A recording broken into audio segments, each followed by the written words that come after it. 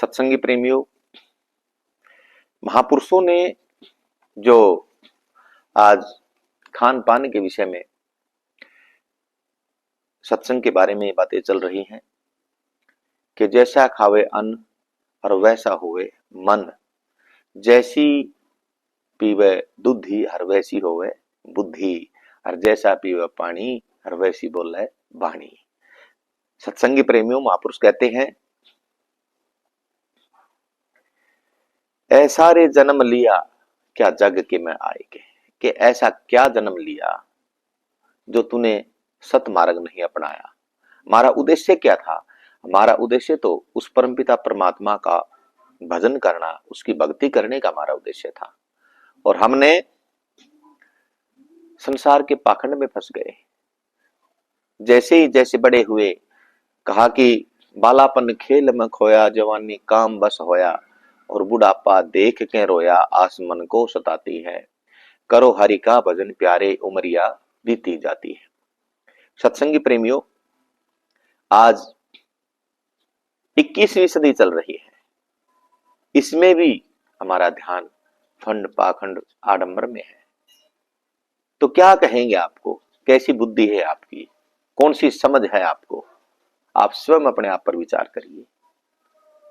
महापुरुष कहते हैं, अरे कंकर पूजे पत्थर पूजे तो मूर्ति बनाए के, कि मूर्तिकार मूर्ति बना देता है और हम दिन रात उसके सामने मत्था रगड़ते रहते हैं। महापुरुष कहते हैं कि इन बातों में कुछ नहीं है। अंतरात्मा में भजन कर, सुमरण कर, आस्था रखो, लेकिन ऐसे अंधविश्वास के साथ नहीं। कहा कि उस साहेब ने क्यों ना पूजा जिसने दिन नहीं दे रचाए। महापुरुष कबीर साहब कहते हैं कि उस परमात्मा ने जो तेरा सबसे पहले जो दे रचाई है, जो सिस्टम तेरा ठीक है, उसको क्यों नहीं पूछते तुम? प्रथम गुरु माँ बाप है, माँ बाप का कहना मानिए, घर में आए अतिथि का मान सम्मान करिए। ये सब चीजें तुम्हारे अंदर में बिल्कुल नहीं है। महापुरुष कहते हैं भाई, माँ बाप को अगर तुम दुख दोगे, माँ बाप का कहा नहीं मानोगे, तो तुम पहली में तो यही भक्ति में फेल हो जाओगे। भक्ति मार्ग में तो तुम चल ही नहीं सकते। और चाहे तुम चोला पहन लो, चाहे तुम जटा बढ़ा लो, चाहे तुम जो स्वांग रच लो, अगर तुम माँ बाप का दिल दुखाओगे तो आगे नहीं बढ़ पाओगे। ये सच्चाई है। प्रथम गुरु माँ बाप, संतों ने बार बार समझाया है कि प्रथम गुरु माता पिता। फिर कहा कि वैसे तो हम सभी देवी देवताओं को हमारे जो है भक्त मानते रहते हैं, लेकिन महापुरुष क्या कहते हैं, अरे बकरा मारा मिंडा मारा दुर्गा ने मनाए कि तू जीव जंतुओं की हत्या करता रहता है और मांस मट्टी खाता रहता है, और ऊपर से भक्ति का स्वांग करता है। डूब मरने की बात है। कहा कि बकरा मारा मिंडा मारा दुर्गा को मनाए के, और अपनी आत्मा को खींचावे। अपनी आत्मा में तू जो है साथ चाहता है कि मेरा पेट भर जाए, मैं तृप्त हो जाए, मेरे अंदर ताकत आ जाए। अपनी आत्मा को खींचावे तू जीवों को सताएगे, अरे ऐसा तो जन्म जड़ जा इस जग के मां आएगी। संतों ने कितना करारा जवाब दिया है, कितनी पाखंड पर चोट करी है। फिर कहा है, ताल सुरंगी मछली ल्यावे धोवे चित लाए के। मच्छी पकड़ता है, उसको जी जान से उसकी जो है बारीक से बारीक चमड़ी उतारता है, धोता है, धोवे चित लाए के, और फिर चूल्हे ऊपर मुर्गा रांध है, करे रसोई नहाए। देखो कितना बड़ा पाखंड करता है। अरे अधर्मी, तो चूल्हे ऊपर मुर्गा रांधता है और फिर स्नान करके रसोई करता है। क्या तेरा यही काम है? क्या तेरा यही उद्देश्य था जो तू आज ये माड़े कर्म कर रहा है? महापुरुष कहते हैं, अरे कहें कबीर सुनो रे साधो, भक्ति करो चित लाए के। कबीर साहब जी ने बड़ी उच्च कोटि की बात कही है, चोटी की बात कही है। कैसे कर्म कर रहे हो तुम? जानवरों जैसे, राक्षसों जैसे इन कर्मों से दूर हो जाओ। तुम इंसान हो, अपने आप को पहचानो कि मानव यानी कि मनुष्य का जो भोजन है वो मांस मनुष्य का भोजन नहीं है।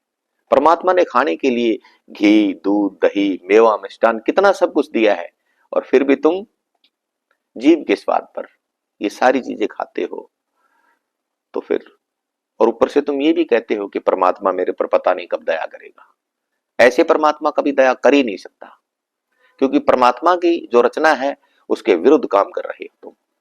महापुरुष कहते हैं, कहत कबीर सुनो बैसा दो भक्ति करो चित लाए के। अरे तेरे जीव की बुरी बनेगी उस 84 में जाएगी। तेरे जीव के साथ वो दुर्गति होगी जो ऐसे ऐसे तुम्हारे कर्म करेगा। इस तरह से तो कभी मछली, मुर्गा, मांस, अंडा, मीट, शराब ये सब खाएगा तो तेरी बुरी दुर्गति होगी, सदगति हो ही नहीं सकती। और तू चाहे किसी भी रूप में हो, चाहे भगमा वस्त्र पहने हो, सफेद वस्त्र पहने हो, जटा बढ़ाए हो, या किसी भी धर्म का तुम अपने आप को, चाहे हिंदू, मुस्लिम, सिख, ईसाई, किसी भी धर्म में हो, क्योंकि ये धर्म तो हम सब ने बनाए हैं।